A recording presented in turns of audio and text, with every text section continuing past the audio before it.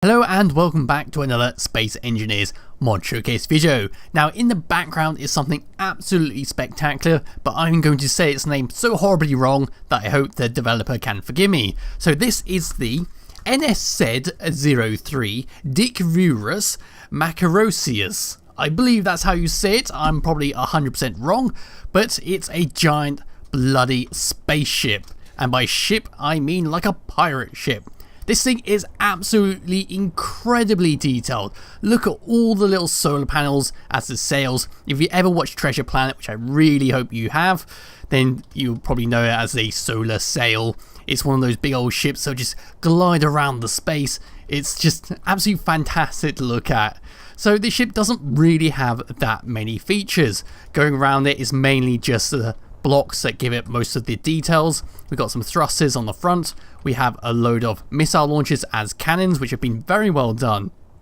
And you can see on the back here, they've used sound blocks to simulate the back of a cannon. If I come all the way at the back here, they've used blast doors as like a little door, which would go to the captain's room, or whatever you want to call it. Unfortunately, it does not open. There is nothing else to the ship, apart from what is on the outside.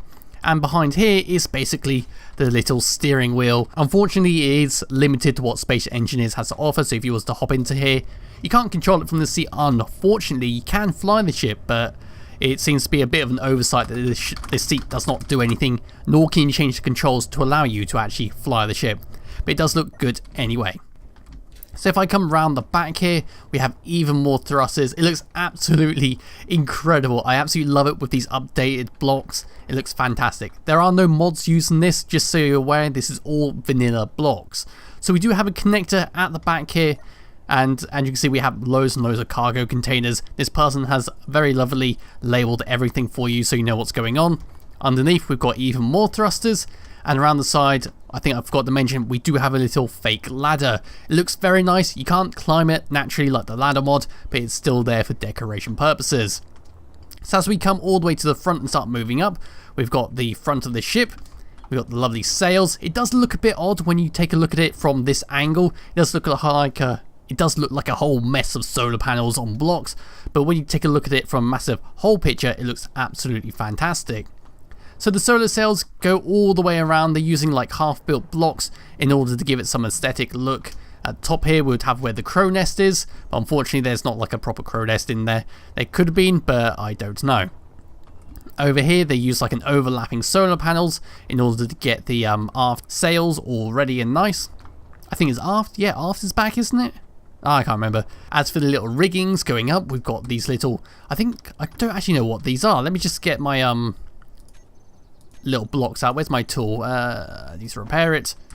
This is these are unfinished solar panels. That's something I did not realize. They're unfinished solar panels on rotors to be the little netting going up there, which you could climb along.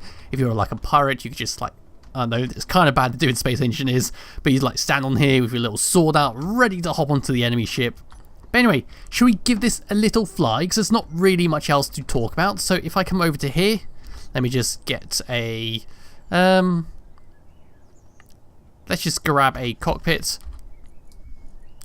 See, this is the unfortunate thing. You need to have a cockpit because you can't have a regular flight seat because it is a small ship. So here's a cockpit. It looks horrible on here. Let's just go and get the groups up. So we got some missile launchers. Let's just have shoot once.